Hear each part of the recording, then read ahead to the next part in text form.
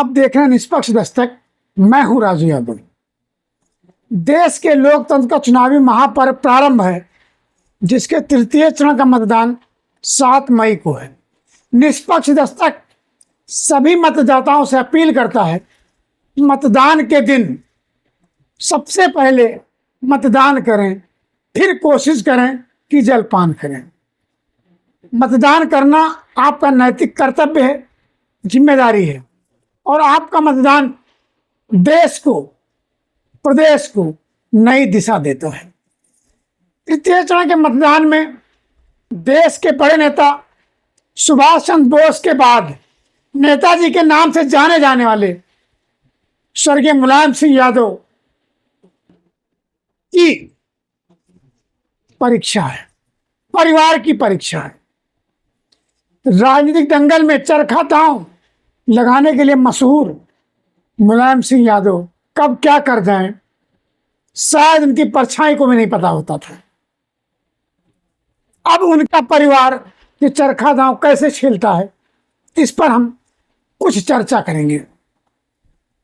मुलायम सिंह यादव की चुनावी विरासत के नए दौर में नई कड़ी परीक्षा उनके परिवार को देनी। तृतीय चरण के मतदान 7 मई को है, जिसमें उनकी बहू और 2 भतीजे रण क्षेत्र में रण लड़ रहे हैं। शिवपाल के सुपुत्र आदित्य यादव बदायूं से, राम गोपाल के सुपुत्र अक्षय प्रताप फिरोजाबाद। चुनावी जंग में रणनीति के तहत चुनाव लड़ रहे हैं। अब देखना यह है कि मुलायम परिवार की साख बचती है या चरखा दांव से खुद परिवार चरखे में फंसता है। समाजवादी पार्टी हमेशा प्रयोगशाला के रूप में रही है। समाज राजनीति की चुनावी प्रयोगशाला में कई नेता आए, बने और निकल गए। राजनीतिक पंडितों की नजर भी अब इस परिवार पर है कि इस परिवार का क्या होगा। समाजवाद के वैचारिक धरातल पर सोशल इंजीनियरिंग का फार्मूला खड़ा कर सत्ता तक पहुंचने वाले मुलायम सिंह यादव 2014 और 2019 के चुनाव में मोदी लहर के बावजूद अपने गढ़ को गढ़ करने में सफल रहे हैं। पहली बार यादव परिवार मुलायम सिंह के बिना लोकसभा चुनाव के रण में उतरा है। इस रण में कितना रण भेदता है वो 4 जून को पता चलेगा। मुलायम की मैनपुरी में उनकी बहू व सपा सुप्रीमो अखिलेश यादव की पत्नी डिंपल यादव मैदान में है। मुलायम सिंह यादव के स्वर्गवास होने के बाद 2022 के उपचुनाव में डिंपल यादव ने नेताजी की सहानुभूति की लहर में जीत दर्ज की थी। डिंपल इस बार भी मुलायम सिंह के नाम पर मतदाताओं से अपील कर रही हैं।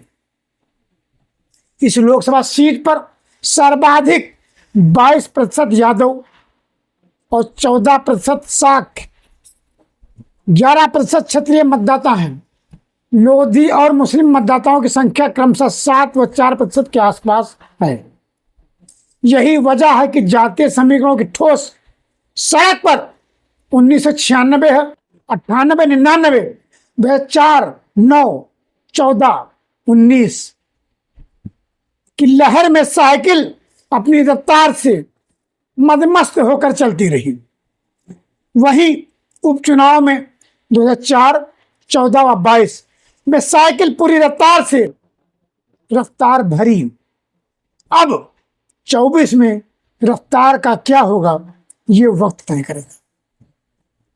भाजपा ने यहां मुलायम सिंह की नर्सरी से निकले मुलायम सिंह की उपज व प्रदेश सरकार के पर्यटन व संस्कृति मंत्री जयवीर सिंह को उतारा है।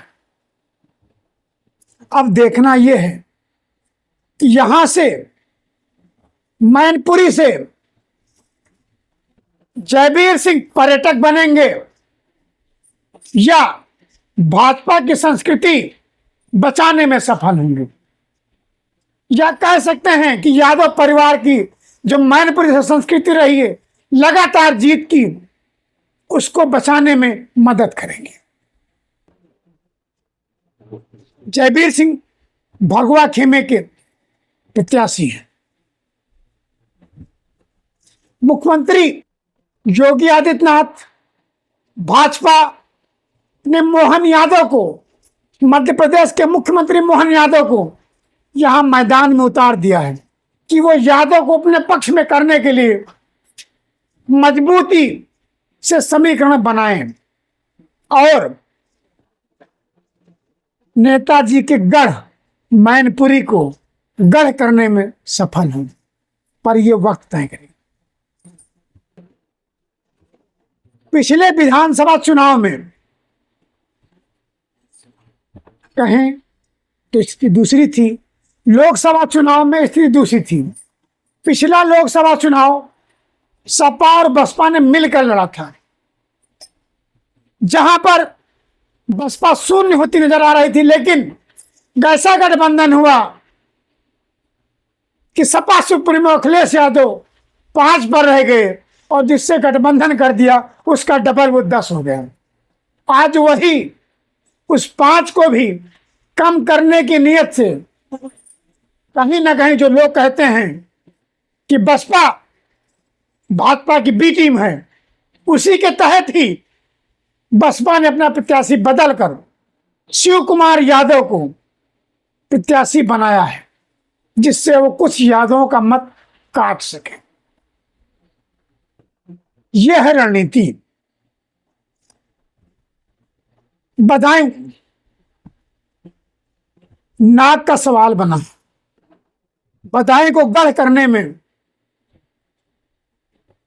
नेताजी के भतीजे धर्मेंद्र यादव निरंतर सफल होते रहे। इस बार कुछ नीति और रणनीति ऐसी बनी कि सीट पर कई बार प्रत्याशी बदले गए।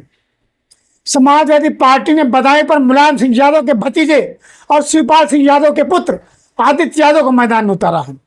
सबसे पहले यहां पर धर्मेंद्र यादव को प्रत्याशी बनाया गया था, फिर कुछ दिनों बाद उन्हें आजमगढ़ भेजकर उनके ही चाचा, सपा सुप्रीमो के चाचा, कहें तो जगत चाचा शिवपाल यादव को बदायूं से प्रत्याशी बनाया गया।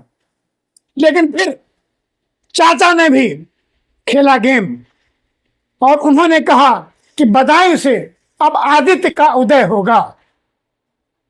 आदित्य की परिभाषा सूर्य की है, पर्यायवाची सूर्य का है, इसलिए शिवपाल यादव चाहते हैं कि आदित्य का उदय बदायूं से हो। इसी क्रम में 3 बार प्रत्याशी बदायूं से बदले गए। बेटे के चुनाव प्रचार में शिवपाल यादव इतना व्यस्त हैं कि यह उनकी नाक का सवाल बना हुआ है। आदित्य को इस दंगल में बिल्कुल फतेह बनाने के लिए शिवपाल यादव तन मन से लगे हुए हैं। वो लगातार प्रचार मैदान में हैं। यहाँ का 21% यादव, 19% मुस्लिम, कुशवाहा मौर्य साक भी 10% के आसपास है। दलित मतदाता यहाँ पर 12.5%, जबकि ब्राह्मण 8 और वैश्य क्षत्रिय मतदाता 7% के आसपास है। वर्ष 2014 में मोदी की प्रचंड लहर के बावजूद सपा सुप्रीमो के चचेरे भाई धर्मेंद्र यादव ने अपना गढ़ बचाने में सफल हुए थे, लेकिन 2009 में उन्हें यहां से असफलता का मुख देखना पड़ा। यहां से संघमित्रा मौर्य, स्वामी प्रसाद मौर्य के परिवार ने जीत दर्ज की, अर्थात भाजपा ने संघमित्रा के सिर पर कमल का फूल खिलाया और सपा का तंबू उखाड़ कर फेंक दिया और भाजपा का तंबू बदायूं में गाड़ दिया। यही रीजन रहा कि सपा परिवार लगातार यहां से अपने प्रत्याशी बदलते रहे। भाजपा ने मौजूदा सांसद संघमित्रा मौर्य का टिकट काटकर दुर्वेश साकी को प्रत्याशी बनाया है। उसे लगा कि यादव, मुस्लिम और साक मिलकर सपा का मजबूत करता, इसीलिए उसने जातिवाद का गेम खेलते हुए साकी को यहां से प्रत्याशी बना दिया है। वहीं जिस पर आरोप होता है कि यह भाजपा की बी टीम है, मायावती ने भी मुस्लिम प्रत्याशी खड़ा कर मुस्लिम कार्ड खेला है। उधर साकी कटेगा, इधर मुस्लिम कटेगा, तो बटेगा क्या और बचेगा क्या, ये वक्त तय करेगा कि किसकी रणनीति क्या गुल खिलाती है। फिरोजाबाद, मुलायम सिंह यादव के दूसरे भतीजे पूर्व सांसद अक्षय यादव फिरोजाबाद से मैदान में हैं। वो सपा के प्रमुख राष्ट्रीय महासचिव राम गोपाल यादव के सुपुत्र हैं। सैफई परिवार की एकता का लाभ फिरोजाबाद सीट पर मिल सकता है। अक्षय साल 2014 की मोदी लहर के बावजूद यहां से चुनाव जीते थे, परंतु 2019 में चाचा शिवपाल यादव की बेरुखी की वजह से वो चुनाव में हार गए। उस समय सैफई परिवार के आपसी झगड़े ने ऐसा तोड़ा परिवार को कि समाजवादी पार्टी अलग हुई और प्रगति करते हुए चाचा शिवपाल यादव ने प्रगतिशील समाजवादी पार्टी अलग बना ली। इस प्रगतिशील समाजवादी ने सपा का कहीं ना कहीं दम तोड़ा था। फिरोजाबाद से चुनाव लड़े, 91,869 वोट प्राप्त किए। अब शिवपाल अखिलेश के साथ हैं। चचा भतीजे एक हैं। वैसे चचा भतीजे का इतिहास हमारे देश में अजीब रहा है। चचा भतीजे की जोड़ी ज्यादा चली नहीं है, चाहे मुगल शासक हो, अंग्रेज शासक हो, कुछ भी रहा हो। इसी के तहत अक्षय का मुकाबला भाजपा के ठाकुर विश्वदीप सिंह से है। भाजपा ने वर्तमान सांसद चंद्रसेन यादव का टिकट काटकर ठाकुर विश्वदीप को प्रत्याशी बनाया है। अब देखना यह है सुहाग नगरी से अक्षय के रूप में सपा का सुहाग बचता है या उजड़ता है, ये 4 जून को तय होगा। सपा ने सैफई परिवार के बाहर किसी भी यादव को मैदान में नहीं उतारा है। सपा के लिए तीसरे चरण में संभल सीट भी कड़ी परीक्षा होगी। मुलायम सिंह यादव ने संभल से 1998 व 99 में चुनाव जीता। 2004 में मुलायम ने यहां से राम गोपाल यादव को चुनाव लड़ा और वो भी चुनाव जीते। सपा ने सांसद शफीकुर रहमान बर्क के निधन के बाद उनके पोते कुंदरकी को सपा विधायक जियाउर रहमान बर्क को चुनावी मैदान में उतारा है। 48% मुस्लिम मतदाता, 10% यादव मतदाता वाली सीट पर भाजपा ने 2014 में पहली बार कमल खिलाया, लेकिन 2019 में फिर वो कमल मुरझा गया। मोदी लहर के बावजूद वो कमल मुरझा गया। अब भाजपा से यहां परमेश्वर लाल सैनी, बसपा से सौतल अली चुनाव मैदान में है। भाजपा ने मुस्लिम मतों के बिखराव में के बीच अपनी जीत का नक्शा तैयार किया है, जबकि सपा दिग्गज नेता बर्क के निधन के बाद उपजी सहानुभूति से जीत का पहाड़ चढ़ने की रणनीति बना रही है, सिंपैथी वोट की बात कर रही है। तृतीय चरण के मतदान में मुलायम परिवार के 3 सदस्य, अर्थात कहें तो यादव परिवार के 3 सदस्य, बहू डिंपल यादव, भतीजा अक्षय यादव, भतीजा आदित्य यादव मैदान में उतरा है।